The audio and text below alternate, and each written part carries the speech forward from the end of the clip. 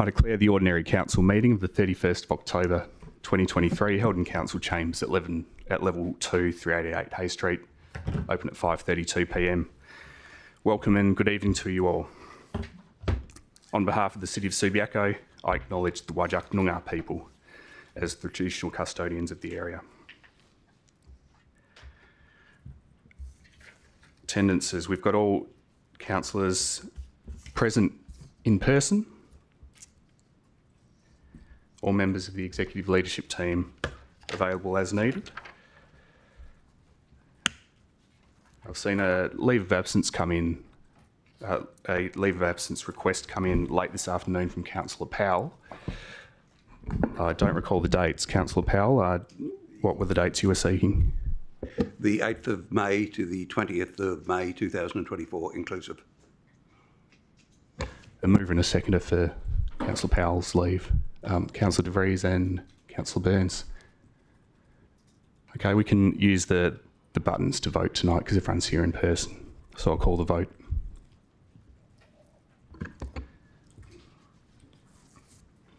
Just to follow up.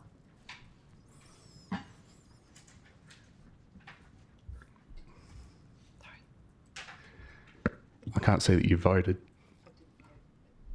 Did it not show up? I did vote. Sorry,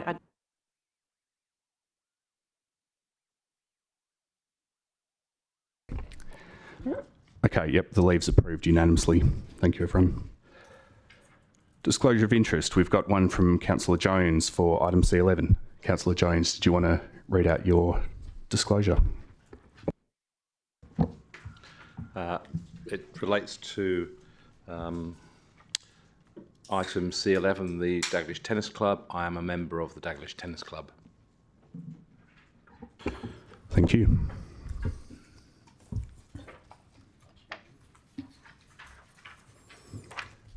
And as I understand it, you're making an impartiality, you're declaring impartiality interest. Correct. Okay, if there's no other disclosures of interest, we'll move through the agenda. No public questions were taken on notice, so we'll go into public question time. Beginning with Ray Carey of Salisbury Street, Subiaco, with a question on C1.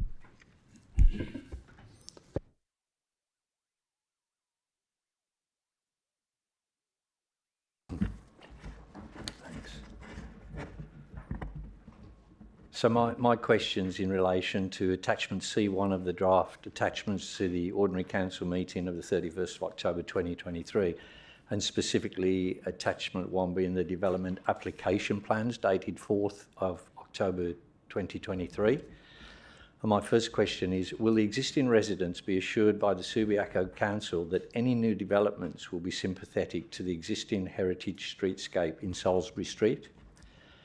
The frontage shown on photograph on page 5 of the plan is in keeping with the design shown on other new developments in the area and therefore appears sympathetic to the surrounding heritage buildings. Now that is, I know it's a long way for you to see, but it's that that's included in the plan, that photograph.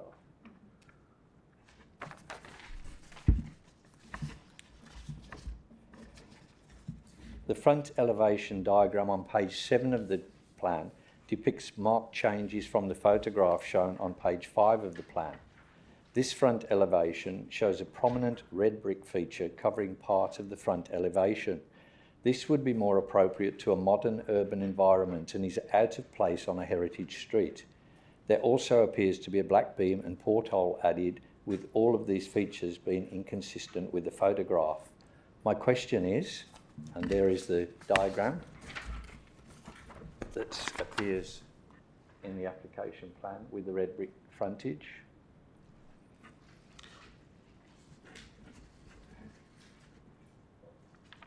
My question is, which design is the council considering for this approval?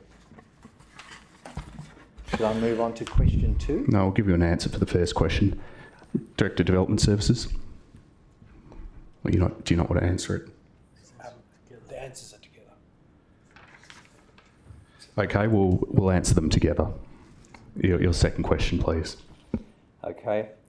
I've raised the issue of street frontage aesthetics with the Subi Council through the Have Your Say process and subsequently directly with the Subiaco Shire Planning Department.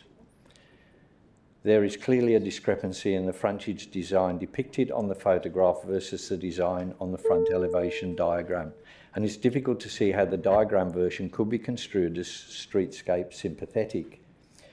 I request the Council to advise what criteria have been used to assess the heritage merit of the development application streetscape in the Salisbury Street area.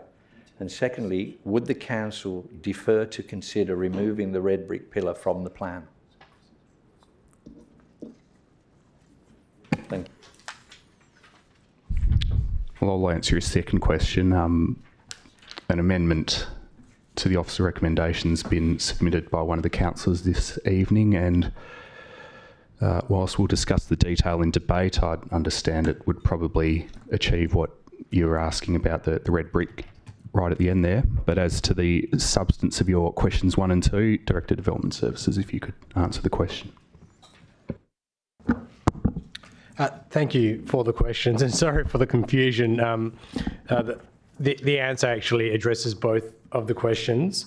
So the development is assessed with the planning controls that apply, and in this instance it was the local planning policy for the Chester subdivision heritage area, so that's policy 3.9, and the broader heritage local planning policy, and that's numbered at 3.4. So when we did the assessment, we actually looked for advice from the heritage experts. That was internal, so the City's Heritage Coordinator, and also from the Heritage Advisory Service. And that was put together with the feedback we've received through public advertising. So on proposal, and I'll explain a little bit further, the proposal is considered to be consistent with our planning framework, and that's why it's recommended for approval. And the photograph that you showed today, so that render or visualisation, so that's an old version of the house design, and that was even before the application was lodged with the city, and we understand that the applicant included this by error in the latest set of plans. So the red brick facade feature, that was always included in the elevation plans which were considered and which were advertised. Renders and visualisations in any event, they're not assessed and they don't form part of any approval should this be approved. So the planning assessment is based on the floor plans and elevations, and that includes relevant dimensions and information. And a little bit about that red brick element. So local planning policy 3.9 includes a section called key features and elements for this area, and that actually notes red face brick as being prominent throughout the heritage area. The framework that applies recommends that contemporary designs respond to and interpret heritage places without mimicking them, and that includes the use of materials. So as the red brick feature is consistent with the policy objectives, it actually can be supported. And as the Mayor mentioned, there is an amendment, and we've got some more comment on that amendment, but that will be discussed later this evening should it be raised. Thank you. No. We've got another question on C1 from Stephen DiPiazzi of Minister Planning on behalf of the applicant. I beg your pardon, we're moving into public statements. That was the end of public question time. Now, when you're speaking, if you receive a warning signal at the 2.5 minute mark, that's not a sign that you need to stop speaking, but it's an indication that you've got 30 seconds left on your allocated time. Mr. DiPiazzi. Thank you. So I'm speaking on behalf of the property owners for the proposal for item C1, which is the proposal for a single house. The owners are long-term residents within the city of Subiaco and also run a business which has operated its head offices from within the city for the past 40 years. The proposed dwelling is designed as the owner's future home and designed to facilitate ageing in place, enabling the owners to remain within the city well into the later years of their life. Previously, the owners sought approval to build their home late last year. The matter was considered by council in December, where it was then deferred over 3 months to be reconsidered in February. Despite a thorough analysis overshadowing and a recommendation for approval from the city's staff, the application was ultimately refused by council, primarily due to concerns relating to overshadowing. Rather than challenge this decision at SAT, the owner decided to take on board council's concerns and proceeded to undertake a comprehensive redesign of the home with the specific purpose of addressing this overshadowing impact. The design we've arrived at is the one currently before council for consideration. It presents a substantial 1/3 reduction in the total overshadowing from the previous design. So the previous design was at 43.3%. This has been reduced to 28.9%, a significant difference. The overshadowing is now only 3.9% over a 25% deemed to comply outcome. This is an exemplary outcome given that a dividing fence on this site casts more than 25% shadow alone. And we're talking about a whole house here. As outlined in Table 8 of the city's report, the dwelling now proposes less overshadowing than number of single-storey dwellings that have recently been approved by council. Both of those proposed over 30% overshadowing. The revised design actually increases direct sunlight access for the adjacent outdoor living area for the southern adjoining property compared with what the existing house is on site at the moment. So it actually provides benefits from the existing situation. Attachment 5 of the city's report includes a number of useful diagrams which will visually demonstrate both the angle of shadow at different times of the year and the areas affected by the shadow on the winter solstice. Figure 6 demonstrates that majority of this shadow falls onto a blank wall and actually has zero impact on the adjacent property.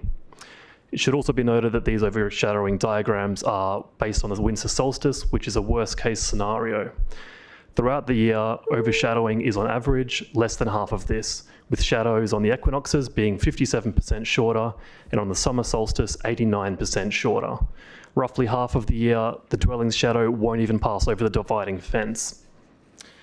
There's been an extremely long and stressful process for the owners, with the first proposal being submitted well over a year ago. During this time, considerable compromises have been made to address all concerns raised. The redevelopment represents significant improvement for all parties involved, with reduced overshadowing, improved streetscape character,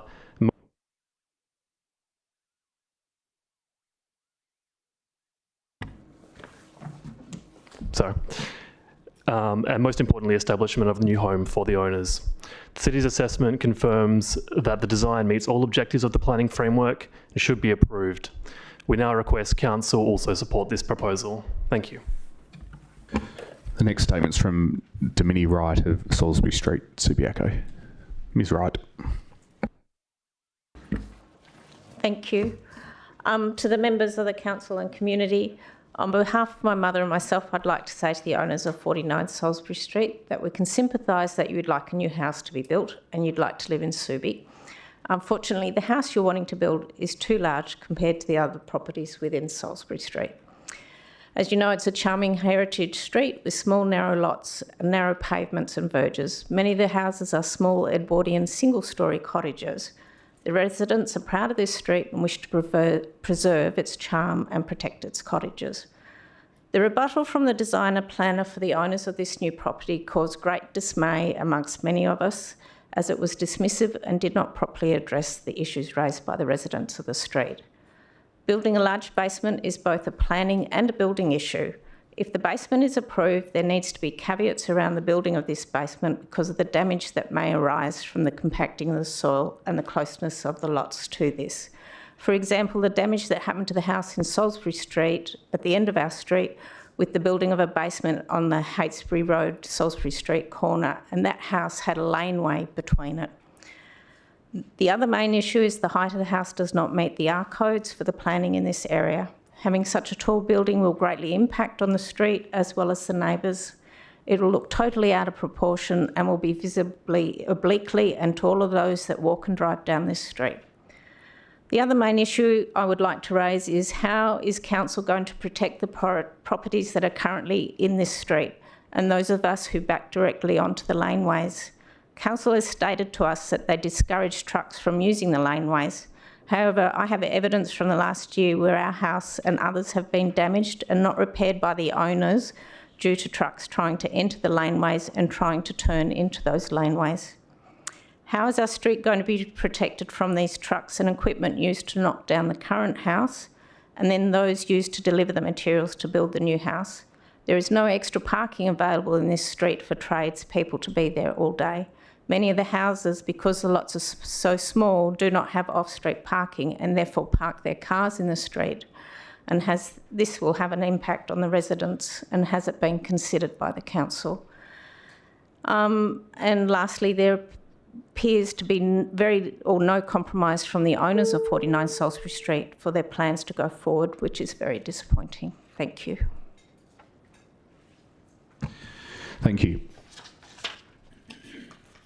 The final statement tonight is from Stephanie Smith of Salisbury Street, Subiaco, in relation to C1. Thank you, councillors. As you can see, I'm not Stephanie, I'm Timothy, Stephanie's husband. Stephanie's unfortunately unwell, so I speak on both of our behalf as the owners of 51 Salisbury Street. This is sadly the third time we've had to address council on this development application, and we've made 8 submissions concerning 7 sets of plans. Despite our multiple requests, we've never had a meaningful conversation with proponents about the proposed developments. And unfortunately, all the concerns that have been raised over the past year and a half have not been addressed. Worse still, the proponents and this council did not provide us with this final set of plans prior to the release of the council agenda. This is a serious procedural fairness problem. The development approval should be refused. The proponents should be asked to submit a new DA that resolves the factual errors and inconsistencies in the second DA and complies with the R codes. The 2 things I want to primarily address you on this evening are the factual inaccuracies and inconsistencies in the DA, and also the overshadowing.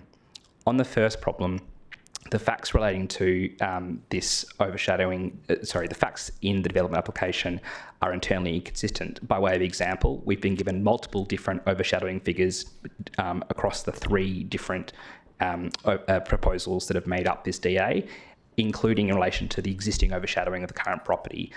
The entire, we have no clear basis to respond to what the proponent has put in the DA. Secondly, in terms of the overshadowing, yes, there's been an improvement in the overshadowing, but it hasn't been addressed significantly in our perspective. Importantly, the proponents have put forward, as I said, multiple different overshadowing figures without justification. Council cannot determine this application and should defer it so that the proponents can provide a single overshadowing figure so a meaningful comparison can be made between the existing property and the development approval.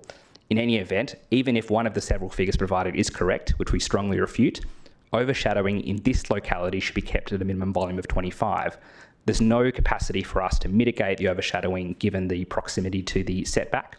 And given that we're on east-west facing blocks, it's a tiny block, and our heritage house is built within centimetres of the boundary fence. In terms of the height and roof, what we're concerned about is when viewed as a whole, the height of the property and the roof is too large a volume, which cannot be mitigated for us. We'll be staring into a giant expanse of a zinc aluminum roof, which other councils have in fact put in place mitigation strategies to avoid this kind of roofing because of the heat and light impacts.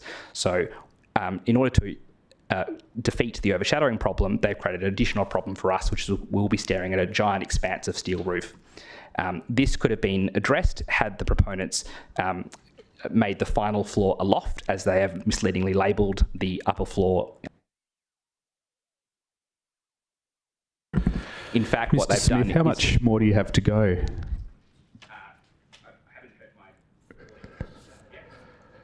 Well, we might need to speak to staff to see why that didn't happen. Yeah, you're at your 3 minutes, but if you could make the key points and get through the rest of the written statement that you've submitted, I'm happy with that because you're speaking for 2. No problem. So in terms of the next issue is the frontage, which has been raised by other speakers tonight. I won't raise it again. And the final issue is that there is no satisfactory response for our questions about whether there should be a retaining wall to protect our property from the sidewalks, given the expanse of the basement area. What we're asking tonight is for the council to at least defer the DA so we can have a proper consideration of these issues and the inconsistencies and get a clear answer on what is the overshadowing percentage, what is this facade going to actually look like, and how can we properly address the issues with the roof which we've raised this evening? Thank you. That's the end of public statements.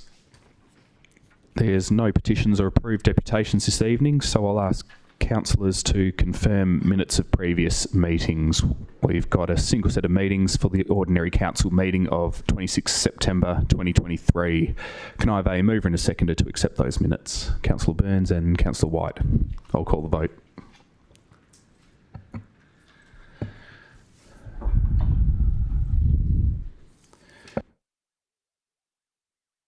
The minutes are accepted unanimously. Councillors, I don't need to make any announcements this evening, given that we only met a week ago. We'll move straight into reports of committees and officers. At the moment, we've got a possible en bloc vote comprised of items which aren't the subject of amendments or alternatives. The possible en bloc vote I've got in front of me would be items C2, C3, C4, C8, C11, and C12. Does anyone want any of those items to be removed from the en bloc?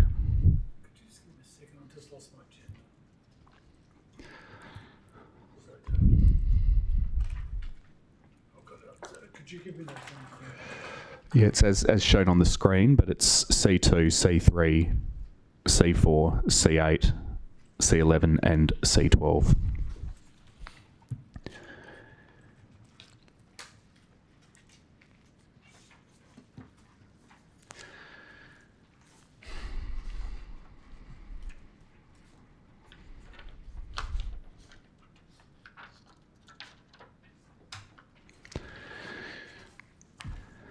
Okay, if there's no one else who wants to remove anything from en bloc, then it's as stated. I'll call the vote on the en bloc item. Can I have a mover and a seconder, please?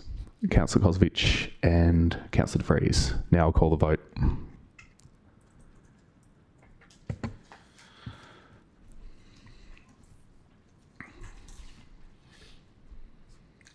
Rick?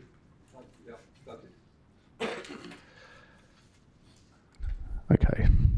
The en bloc items carried unanimously, which for those watching the meeting means that those items have been carried without debate because there were no special voting requirements and there were no amendments or alternatives submitted. So council's adopted those items as per the officer recommendations to council. Councillors will now work our way through the remaining items on tonight's agenda, beginning with C1, 49 Salisbury Street, Subiaco. We've got an amendment from Councillor O'Connor and an alternative from Councillor Johnston. But we'll begin by considering the officer recommendation, which is a recommendation for approval with conditions. Do I have a mover and a seconder for the officer recommendation? Councillor Kosovich moving, Councillor De Vries seconding. Councillor Kosovich. Thank you, Mayor, and through you.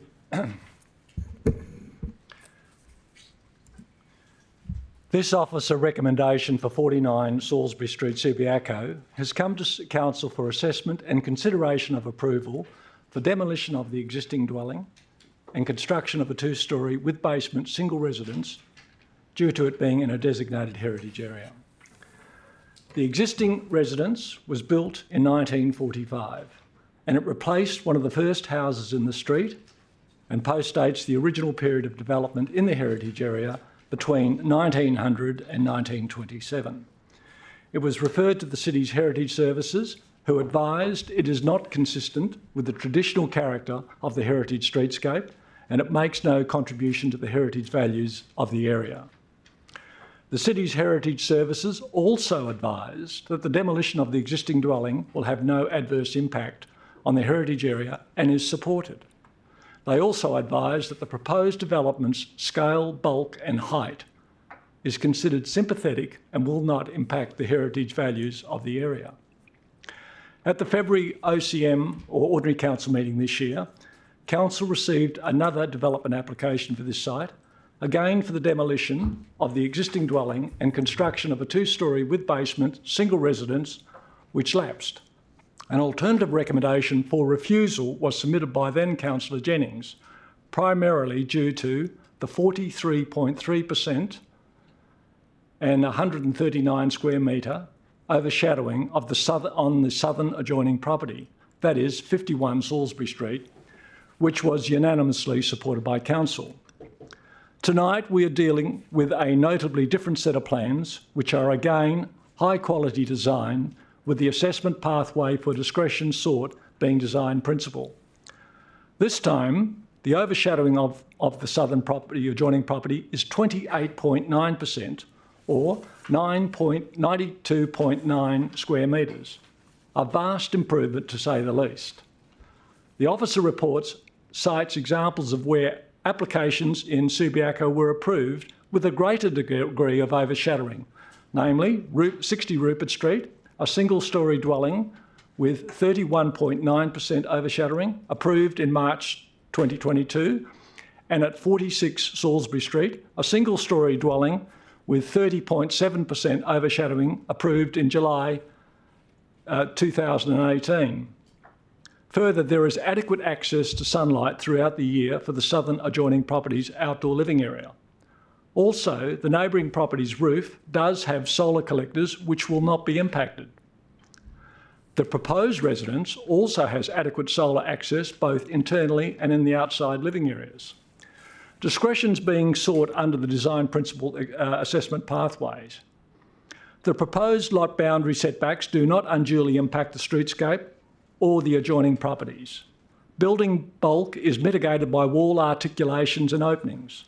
The height of the southern elevation is consistent with the existing on-site dwelling, and the second storey is not visible from the street front. There are no overlooking concerns due to openings and screening devices. Dilapidation reports are required to address excavation concerns by the adjoining landowners. Open space. Under deemed to comply R20 residential zone, there is a 50% open space requirement, while what is being proposed is 47% open space. The proposed open space is supported as it is consistent with the existing pattern of development in the surrounding areas. In summary, the applicant has opted to work with the city's planners to realise a significantly improved outcome for the adjoining property owners, and has achieved this by coming up with plans that are more workable and a more appropriate fit for the block, all the while being compatible with the streetscape and heritage area. Accordingly, I support the officer report for approval of this application. Thank you. Thank you. Councillor De Vries. The difficulty in working with something which is quite different to existing houses in the area is always going to be that it is a change. And I think we're talking here about a bit of a change in the thinking of the kind of homes that we're going to have on really small blocks. So we're going back to that period in February when we were looking at those plans, and we all fairly unanimously agreed that the overshadowing was a big issue. In fact, so much so that that it lapsed. Then we actually went to an alternate where we really looked at making sure that the issues which were of concern with overshadowing, which were quite considerable, were the key areas that we wanted to be addressed. And I think that when we look back, and we did mention, design element 5.4.2, overshadowing costs would adversely impact the outdoor living areas on the southern adjoining property. We also looked at clause 0.7 from the Planning and Development Local Planning Schemes, clause 67, the proposal is not considered to be compatible in its setting owing to the adverse overshadowing impact on the southern adjoining property. So we really honed in on overshadowing as an issue of concern. Due to the overshadowing, we said the development is not compliant with the requirement for solar access for neighbouring properties, and so forth and so on. So this was the area that we focused on. And I think it is fair to say that in the intervening months, that the owners, with the developers, with the city, have really worked hard to address those concerns. Now, tonight, I've heard additional concerns from the community, and I am listening to those, and I'll have some follow-up questions with staff on some of those areas. We know the house is compliant with the heritage area. It wasn't a heritage house. We know that the roof's been changed from black colour blonde to zincalim, how do you pronounce that? Which may not be ideal, but black also is a very heat, it retains the heat. We know that the upper floor's been reconfigured so that it's on the southern adjoining property.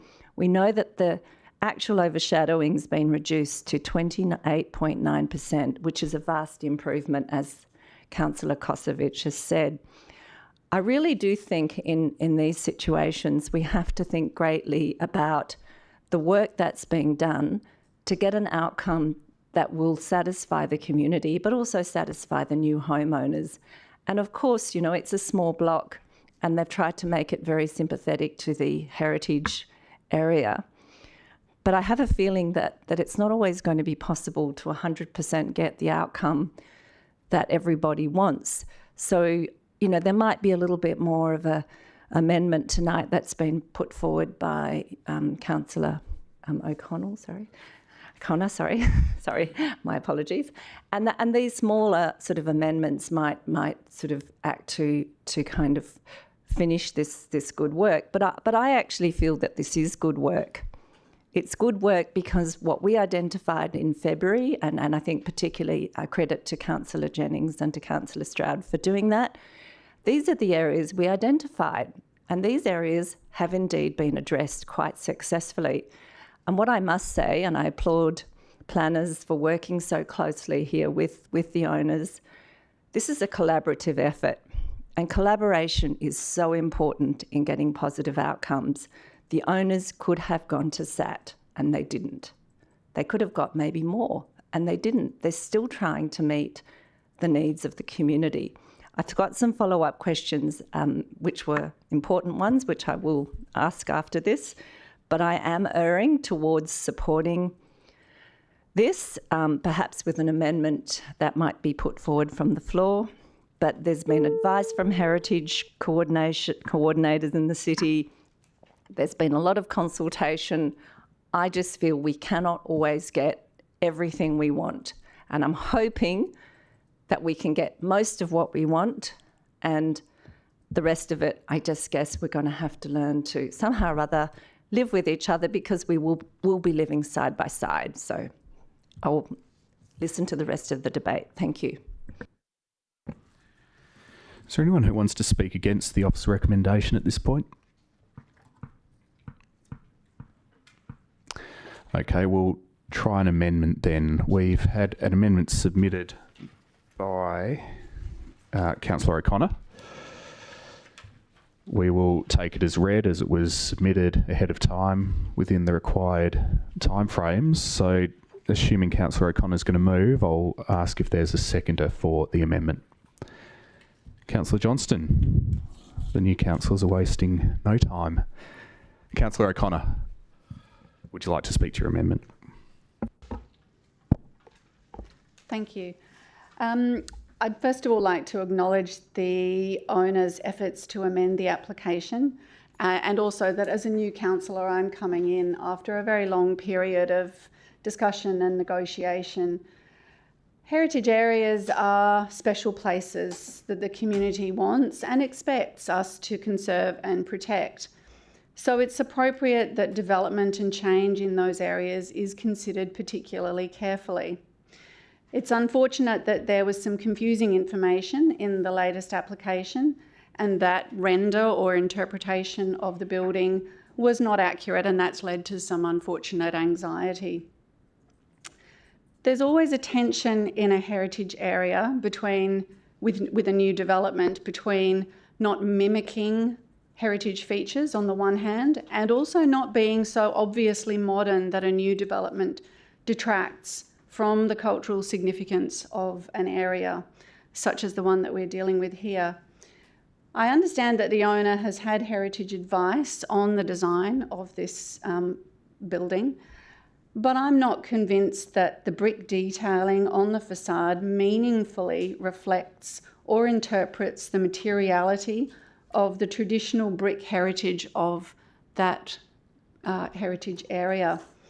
The Heritage Advisory Service also flags that or alludes to it by saying it's such a small element on that facade. My amendment is for that surface to be not brick, and I feel that that would be a less obvious and less intrusive outcome for the design in a heritage area. Thank you. Councillor Johnston. I'd just like to basically echo Councillor O'Connor's comments. I think there's a lot of work that's been done on getting the building to where it is now. And I think really to me, it's about the aesthetic, and it is in a heritage area, how it fits in, and the streetscape, I think, it's a key issue within the heritage area. And I think that amendment goes certainly some way to improving that. Any speakers against the amendment?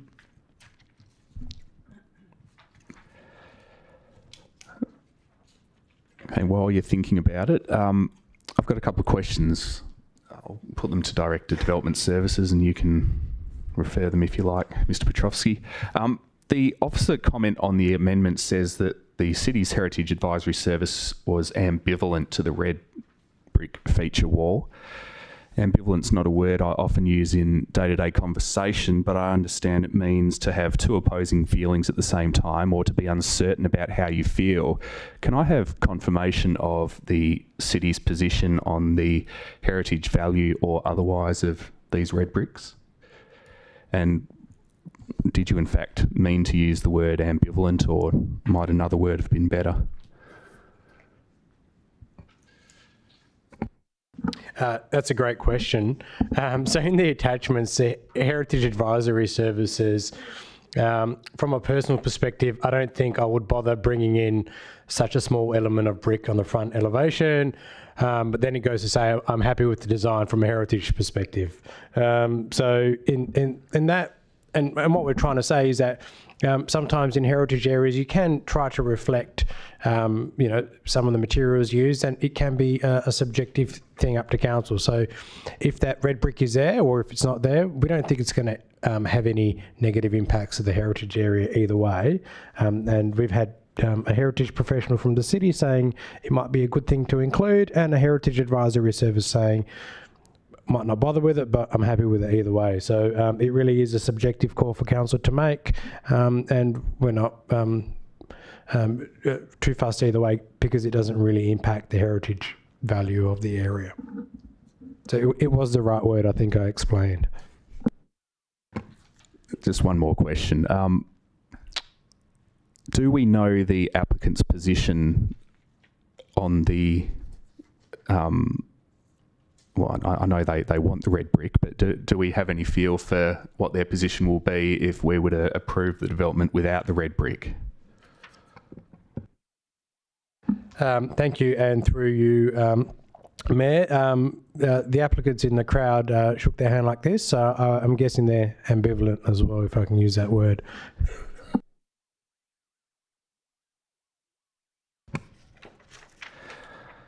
Okay, well...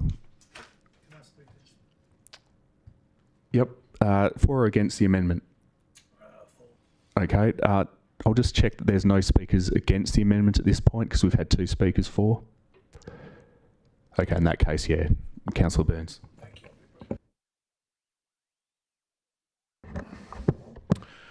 Thank you, Mayor McMullen. Just very briefly, I'd just like to thank the work that Councillor Kosovich put in supporting the staff recommendation, and I think the considerable efforts put to us by our new member, Councillor O'Connor, very extensive but wonderful. So I support it, and I think it's and then with the opinion of the director, I support this. Just if it can be adopted by the mover and the seconder, perhaps it can just go straight through. Thank you. too late for that now. We've commenced the debate. Councillor White. Am I allowed to ask a question? In the response to the public question today, the answer included that renders and visualizations are not assessed. If we, and by the way, just thanks to Councillor O'Connor for raising this and putting it forward, because I think it's the spirit is something I fully agree with. If we were to support this, and it would then become a condition of an approval, if it went to approval, and of course the applicants could then decide to go to SAT, because we've added something which is not based on planning grounds that could therefore be challenged. Is that correct?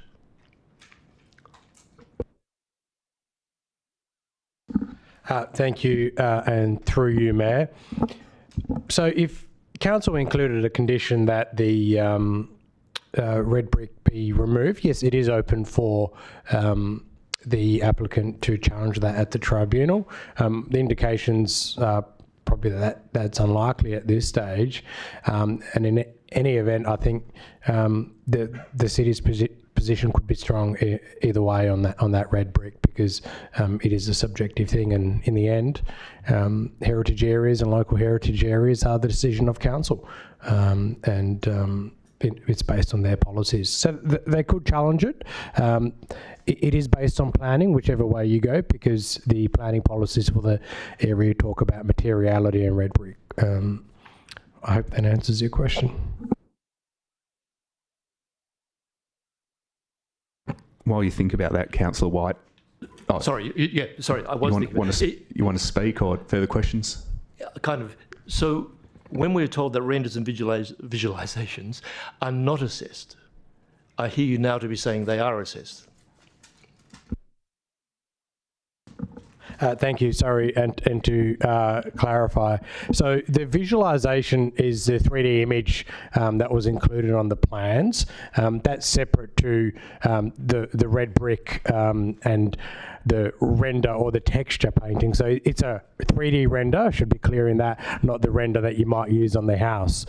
So it's the render of the 3D image that isn't assessed. Hopefully that clarifies it. Just another question from me, Mr. Petrovski. Just the way the amendment's worded, it says that prior to the issue of a building permit, the plans will be amended. How can that be? We're issuing a planning approval this evening based on certain plans. Should that not read prior to the issuing? Well, I don't know how would it read, but I'm just a little bit confused about the order of things if we carry the amendment. I would have thought the plans get amended and then we issue a planning approval, but perhaps you can walk us through the process, please.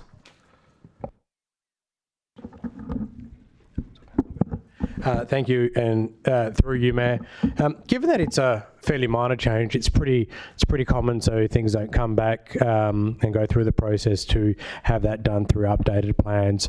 And the reason why we do it from a building prior to a building permit perspective is the building permit is actually that's what's going to be constructed. So for small minor things such as this nature, it's pretty common for planning conditions in the industry to require that change and not have to go through another council meeting or as such to get an approval. So the approval would be subject to that change being made, which in our opinion is consistent with the way it's generally done.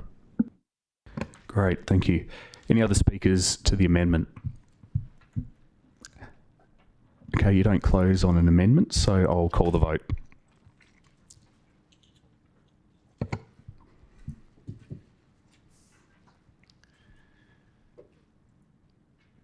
you pressed it? Yes. No, sorry, I'm not sure what I'm voting for. Just the amendment, just the amendment. The amendment's carried unanimously. So now we've got the officer recommendation as per the agenda, but it's been amended by the amendment which we've just carried. So now we'll resume the debate on the officer recommendation as amended. So far we've heard from the mover and the seconder.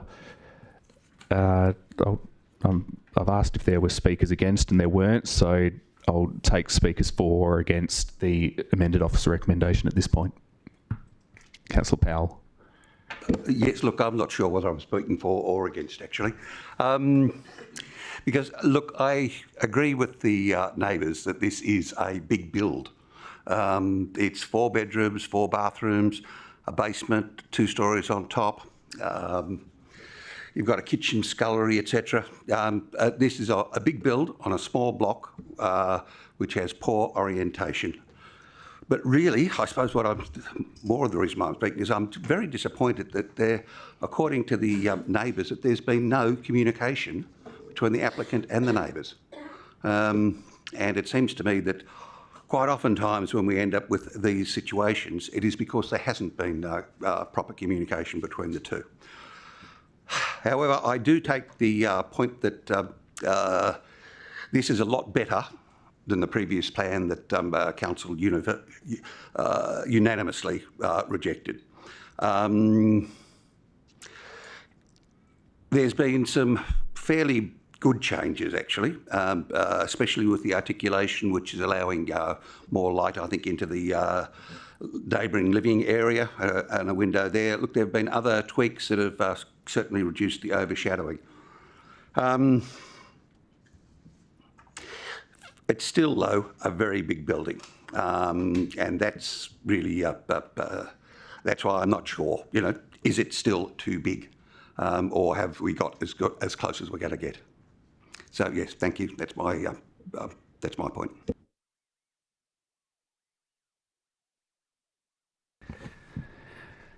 Any other speakers?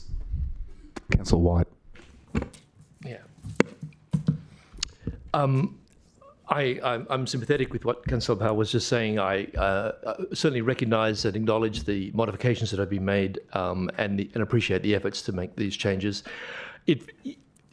I find it still sticks with me a bit that we use the excuse that other buildings in the street and elsewhere have exceeded the standards, and therefore other people should be allowed to. And it seems like it seems like a dangerous thing. But I realise that's the basis on which planning is done.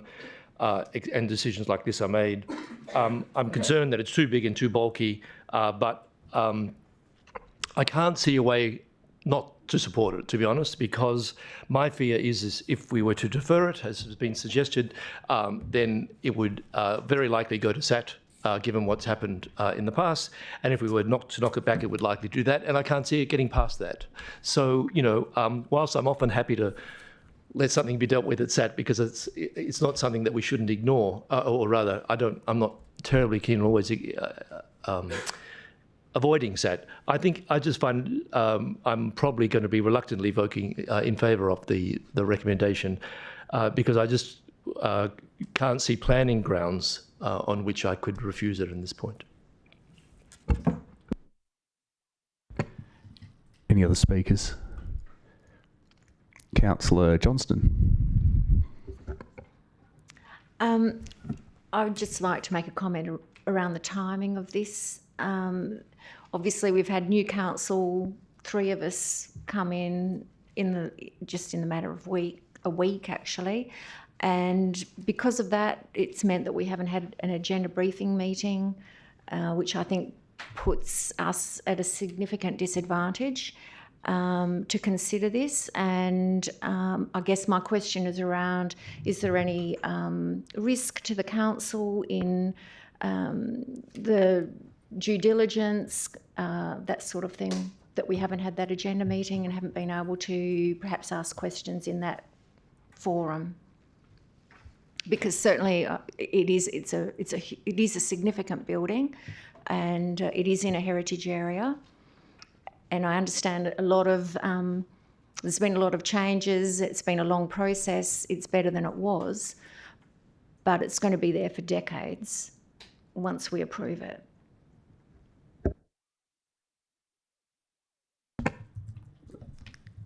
Okay, so we'll take that as a question. Is there any risk to the council in proceeding tonight? I wouldn't have thought so. The officer recommendations analysed the proposal just as they would with or without an agenda briefing. So in a way, an agenda briefings are nice to have, and despite the fact that there's new and old councillors on council, the fact is that we're all considering this particular application for the first time. Now, in terms of whether there's any risk to council, I'm sure the CEO would say that this wouldn't have made it onto the agenda if it were improper to include it. And I can't see that there's anything more to ask Director Development Services, because the advice so far has been pretty clear cut as far as the recommendation goes. But CEO, you're itching to say something, so please supplement my answer. Thank you, Mr. Mayor. I suppose you did a really good job in summing all those issues up, and the only thing I'd add is about the time frame would be in the same, because we provided the pack for elected members in around the same time frame. So yes, there wasn't an agenda briefing to ask questions, but as the Mayor's quite rightly put, that's, I suppose, I wouldn't say a luxury, but that's just a process that assists in providing Q&A, which could have been done out of session as well anyway. So, and there's no formal standing of an agenda briefing. So, but I think the Mayor's quite rightly summed everything else up. Thanks, Mr. Cameron.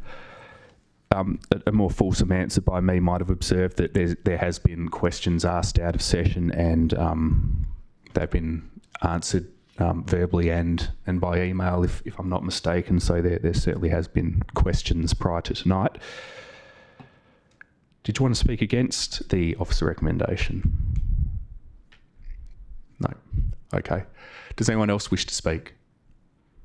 Councillor O'Connor. Thank you. I've spoken on the heritage issues, but I guess I would just like to speak on some of the planning issues very briefly and echo what others have said in terms of the size of this development on a very small lot, and note how in many ways that is a very unfortunate application in that regard. I again acknowledge that the owners, together with their architects, have made significant changes to try and ameliorate that, but it nevertheless is a very, very large development on a very small block. And I would agree with Councillor White that on planning grounds it appears difficult to refuse at this point. Thank you.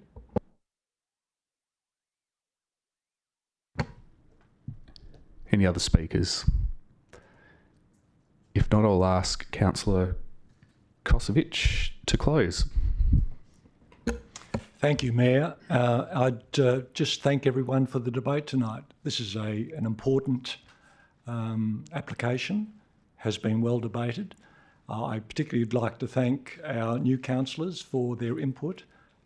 Councillor O'Connor spoke very well on her alternative. I saw the sense of that, and had it been put to me, I would have accepted the alternative as the mover. I'd also like to acknowledge Councillor Johnston for her good thoughts and the contribution she's made to this debate. However, I'd like to also focus on 49 Salisbury Street and say this: it is a large development, but are we saying to the people of our community that if you're on an east-west orientation on a small block that you can't have a second story? If we are, if that's where council wants to go, and I'm not opposed to that, then we need to come up with a policy that addresses that, in my view. As the other councillors have observed, there aren't planning grounds to refuse this, in my view. And if we went to SAT, I don't think we'd be in a good position to defend this. So I would close by saying to my fellow councillors that you should support the approval of this development as set out in the officer report. Thank you, Mayor. Thank you. I'll call the vote.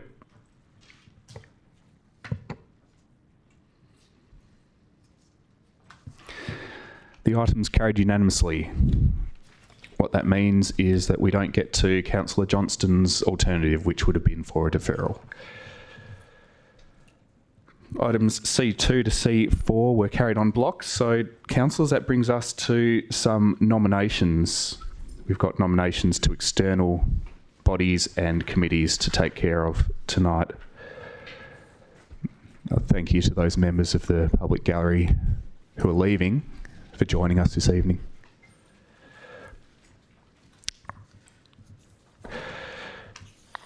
Now, councillors, just to confirm, where there's more nominees than there are positions, we're going to have to conduct a poll of sorts, as you may have seen by email, and we'll do that by a show of hands because the legislation doesn't allow us to do a secret ballot on these types of matters.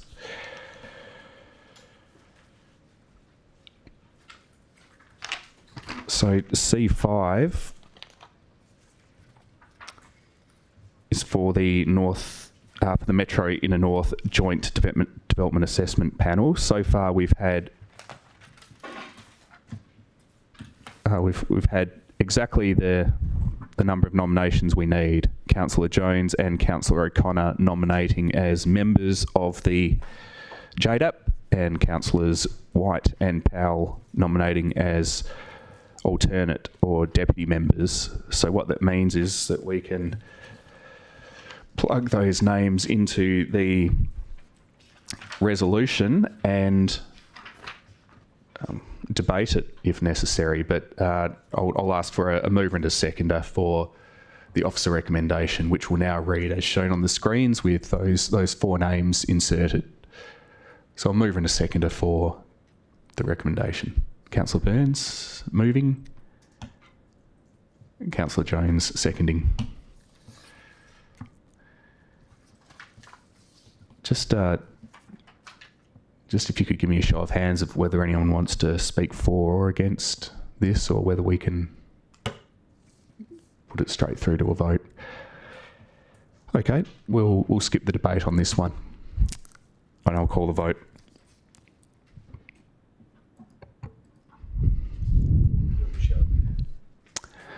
No, we're not. We're pressing the button. I'll confirm that in a second.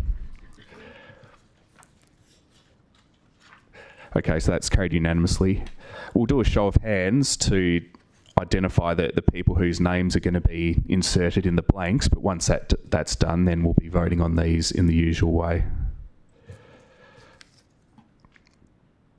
The next item, C6, is for the Development WA Subiaco Land Redevelopment Committee.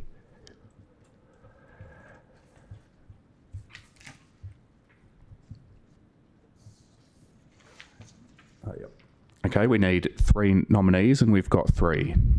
We've got nominations from Councillor Burns, Councillor Powell and Councillor Jones, who will each get to put their resumes forward, and then the appointment will be made by the Minister for Lands. But the 3 names that Council will be putting forward, if this is carried, is as shown on the screen. Do I have a mover and a seconder to make those appointments? Councillor DeVries moving, Councillor O'Connor seconding. Is this one we need to debate? I'll call the vote. With buttons, please. Those appointments are carried unanimously. Item C7. Membership of the Disability Access and Inclusion Committee. This is one of our internal committees. And at present, we're looking for 2 members, and we've got 3 nominations. Either one person could withdraw, or we could amend the terms of reference to accommodate 3 councillors. Councillor Kosovich. Thank you, Mayor. I would ask that we amend the terms of reference to include 3. If that is pretty straightforward, I would think. Thank you.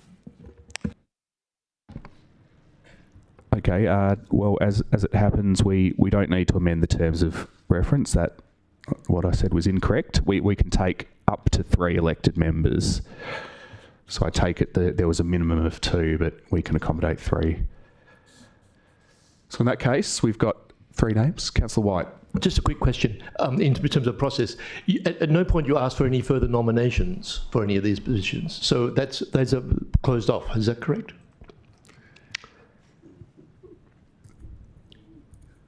I mean, we've been discussing this all week. Okay, I assumed that there were no more nominations coming through. I'm not wanting to nominate, but it just struck me that maybe procedurally we should be saying, is there anyone else who needs to nominate, who wants to? Well, maybe I'll look with the greatest of apologies to anyone who wanted to be on the earlier committees and has missed out. What have we got left? We've got audit and risk still to go. We've got disability access and inclusion. And C10.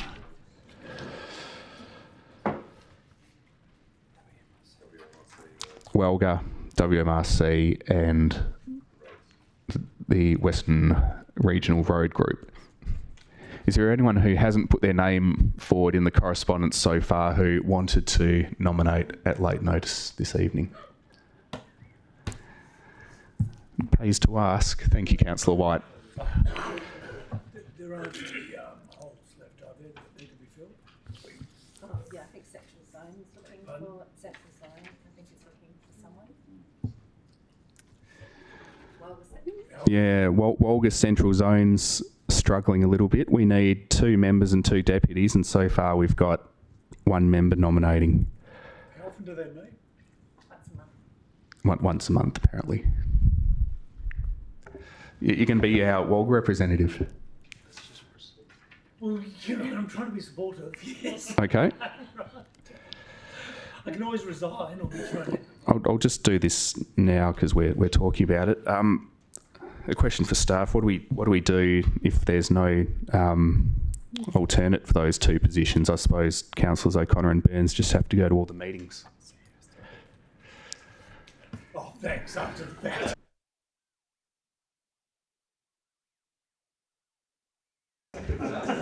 All right.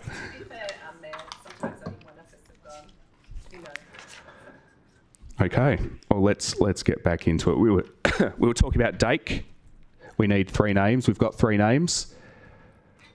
Unless anyone wants to debate the Disability Access and Inclusion Committee, I will call the vote.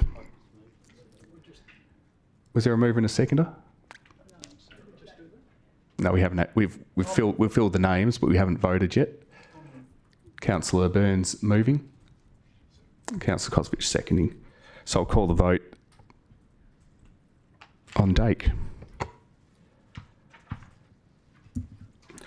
Those appointments are carried unanimously.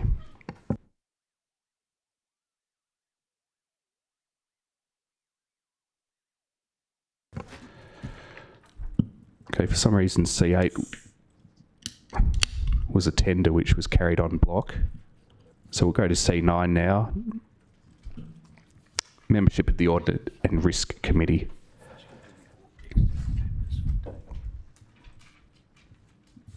Do we have names?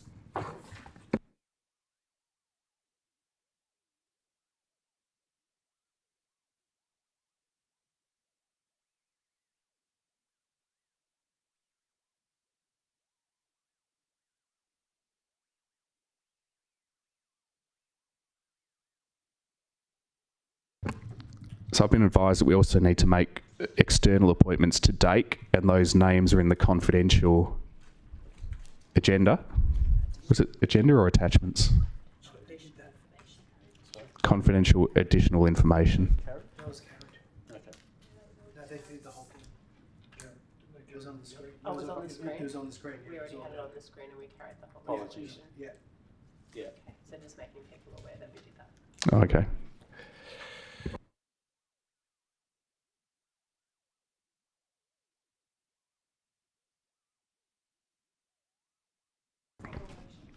Yes, that whole motion was covered in screen.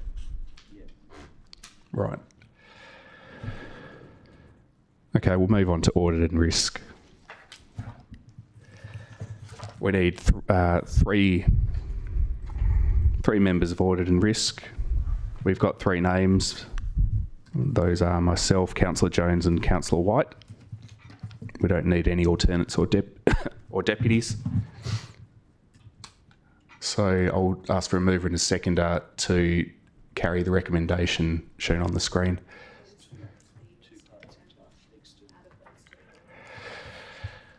See, the problem is I'm working off my table. Yeah. Okay. And just for abundant clarity, there's also two externals. Well, there's two external nominees, and we need to choose one. Jeez.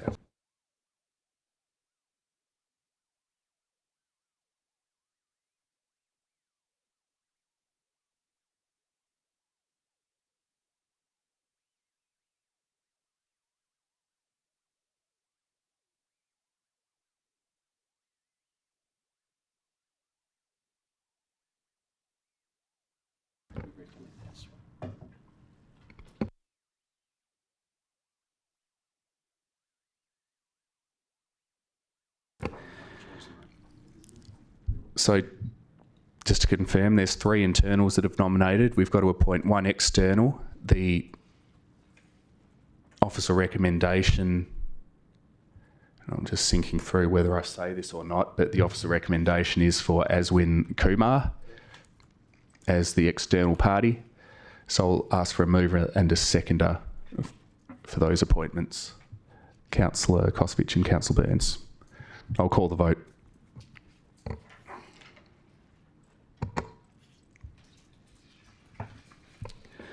Okay, C9's carried unanimously. Thank you. The final set of appointments are those contained at C10. We were discussing them earlier, but just to confirm.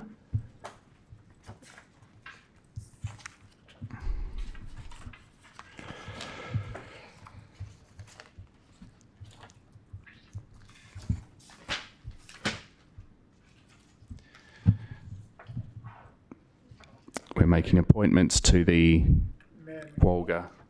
These have been done as a group of 3.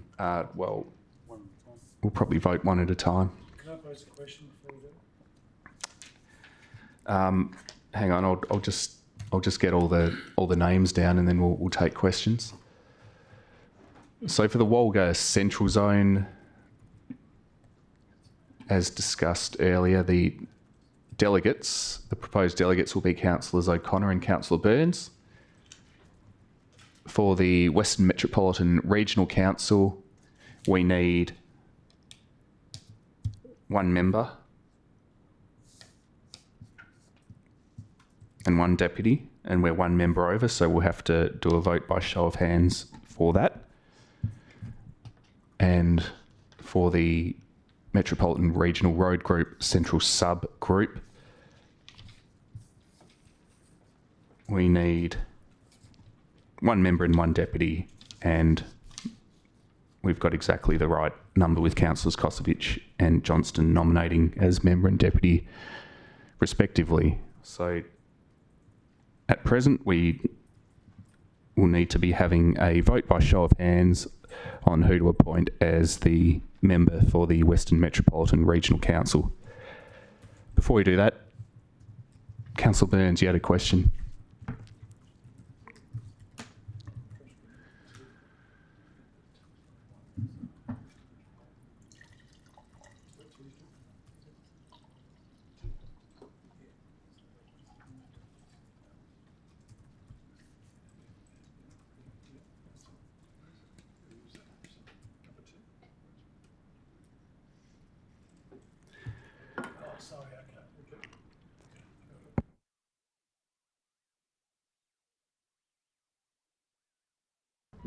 Thank you, Mayor McMullen, for tolerating my blindness.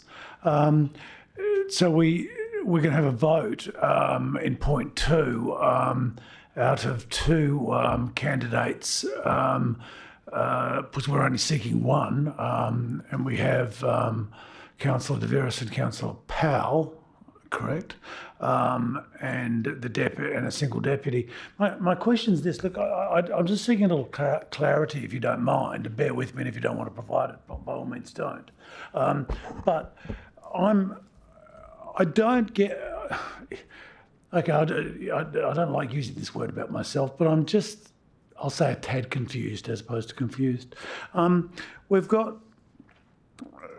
an email came out from candidate Powell, okay, nominating, which is fine, okay.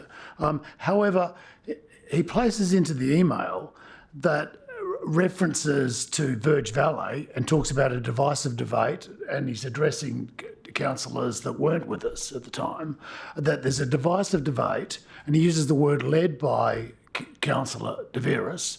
I would like some clarification on how a councillor leads a debate. Okay, you can obviously, be there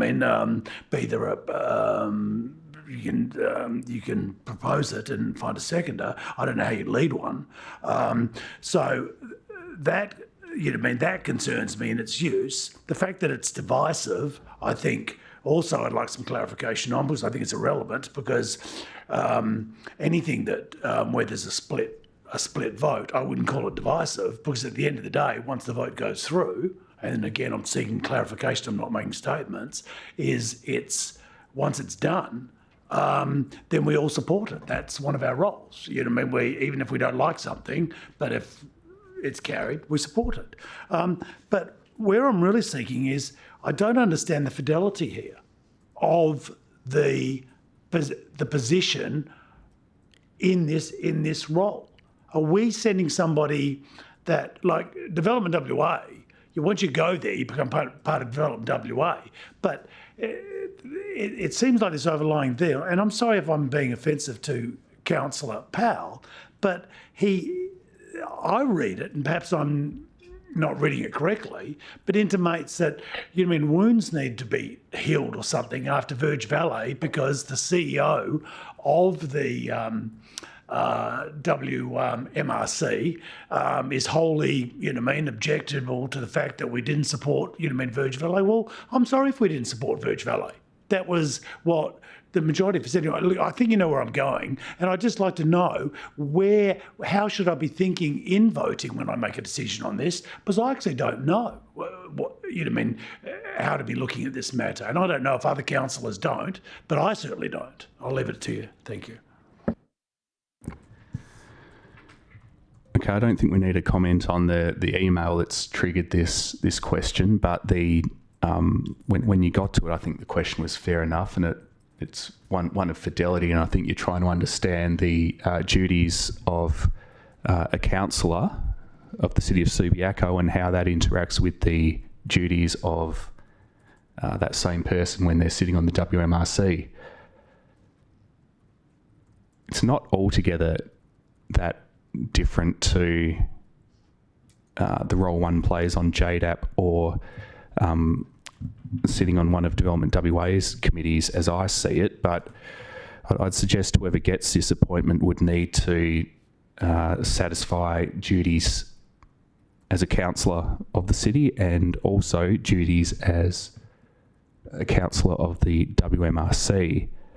I would have thought that in most cases that can be done, and there's not necessarily going to be inconsistency between the two sets of duties. But when it comes time to attend a meeting of the WMRC, the position, as I understand it, is that our nominated representative would attend the WMRC and be faithful to the City of Subiaco's position on a matter, whatever that would be. But that aside, they would be there in their capacity as a council member of the WMRC, so they would therefore need to wear that hat and satisfy those duties. And to the extent there would be an agenda item from time to time where there might be a conflict, then you would disclose it and manage the conflict just as you would do in the reverse situation, I suppose, where the WMRC appointee comes back to council here and from time to time may have conflicts that need to be managed. Okay. I greatly appreciate that, and this will be very brief, but I suppose I'll follow with this, right?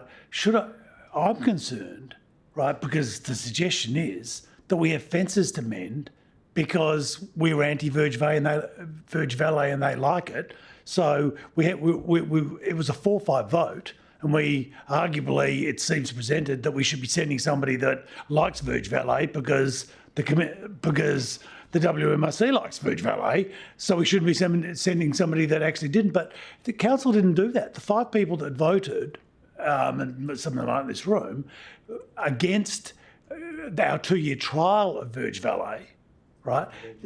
Pardon? 18-month trial. Yeah, our 18-month trial of Verge Valet, right, did it, not because it was their opinions, because it was the considered opinions of the people of Subiaco didn't want it. So anyway... What is the question really? Is it, are you asking has one of the candidates ruled themselves out or disqualified themselves from eligibility? Is one on the nose, and we should be sending somebody that actually likes it because they like it? I don't know. Look, maybe you don't need to answer it. I'm lost, but I'll consider maybe some... I would like to know why Councillor Burns is discussing confidential emails that are at a meeting. Because they're not confidential.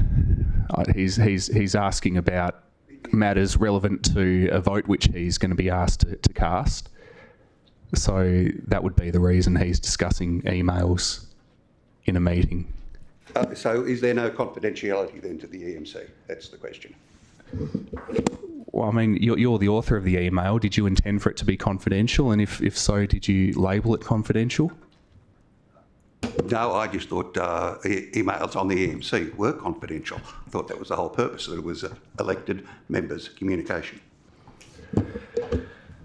Okay, well, we're talking about an email which was never labelled confidential, and as I see it sitting here tonight, it's relevant to a vote which someone is going to be asked to cast tonight. But to get back to your question, Councillor Burns, because I don't think there is a point of order which needs to be upheld or discussed further, has anyone ruled themselves out of eligibility for the position of a member of WMRC? My view, based on what I said earlier, is that no, they haven't, because they've got 2 sets of duties which aren't necessarily incompatible, and 99% of the time there will be no issue. On the occasions where there's a conflict, you disclose a conflict, whether you're in this meeting or you're in the WMRC, and you manage it. So therefore, no, I don't think anyone is ineligible for the appointment, and therefore we've got 2 names which we will select via a show of hands. I appreciate your response. Thank you. Okay, so we'll move through them one by one. It's a single agenda item, but we will vote on them one by one. Beginning with Walga. Do I have a mover and a seconder to make the appointments to Walga? Councillor Jones and Councillor White. I'll call the vote on part 1 of C10.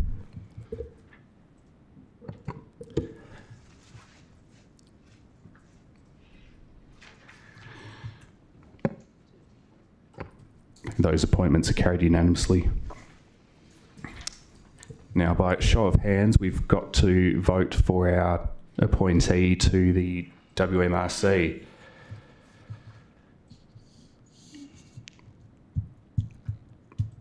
I don't think it really makes a difference who goes first, but Councillor De Vries, I think your nomination came in first. So when I call this vote, I'm going to say all those in favour of Councillor De Vries, show your hand. All those in favour of Councillor Powell, raise your hand. And for this, we will raise hands. So just to be abundantly clear, when I say those in favour of Councillor De Vries, raise your hand. If you're supportive of Councillor De Vries being our appointee, you would raise your hand.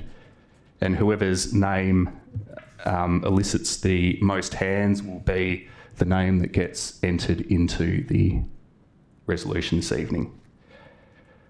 Okay, so for WMRC, we're selecting one member. All those in favour of appointing Councillor De Vries as that member, please raise your hand. All those in favour of Councillor Powell being the appointee. Okay, so by show of hands, Councillor De Vries will be the nominated member on WMRC. Councillor O'Connor will be the deputy, subject to us voting and carrying on this. So there was a bit of discussion before. If we need to debate the WMRC appointments, now would be the opportunity. Do I have a mover and a second? Well, mover and a seconder for point 2, please. And then we'll work out whether we need to debate or not. Councillor Johnston and Councillor Jones. Does anyone want to debate the WMRC appointments? Okay, we'll call the vote. All those in favour of, oh, sorry, we're going to press buttons. And just to confirm, it's point 2 only of C10.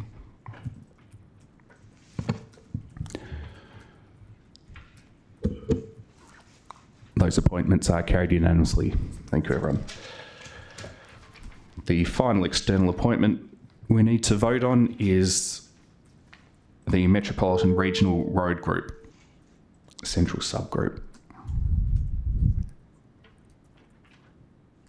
Got 2 names as shown on the screen, a member and a deputy, Councillors Kosovic and Johnston respectively.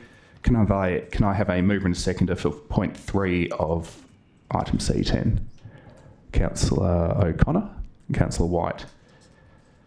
On the assumption we don't want to debate these appointments, I'll call the vote.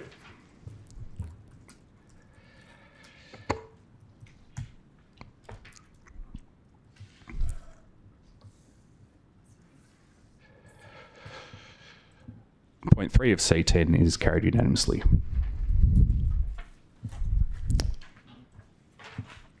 So that's the end of C10. C11 and 12 were carried on block. There's no elected members' motions to consider this evening. No urgent business. So therefore, that will bring us to the confidential section of the meeting. So I'll look for a mover and a seconder for a procedural motion pursuant to section 7.1H of the Meeting Procedures Local Law, that the meeting be closed to the public so that we can discuss a contract which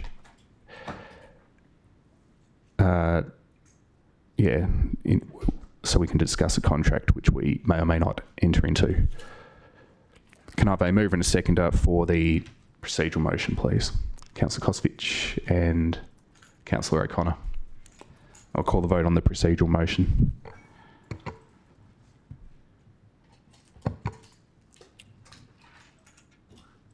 The procedural motion's carried unanimously, so we'll go behind closed doors. We'll take 5 minutes and then we'll reconvene.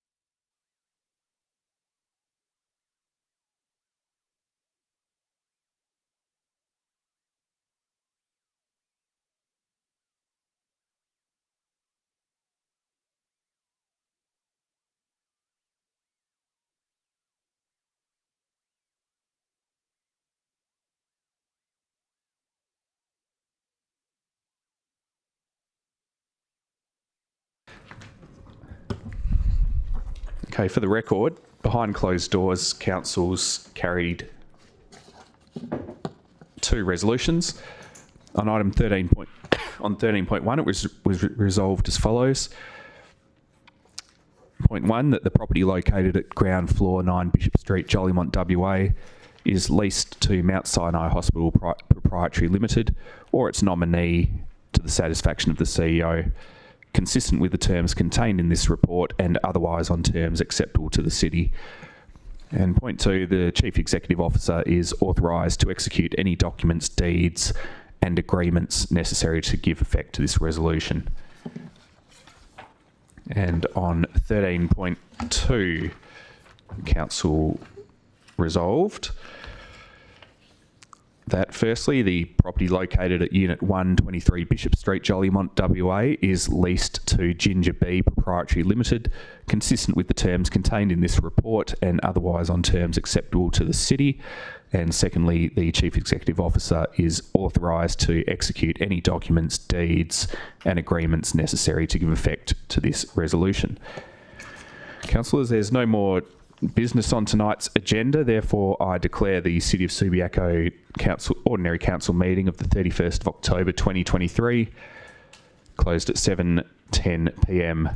Thank you, councillors, for your contributions, and thank you, staff, for your assistance.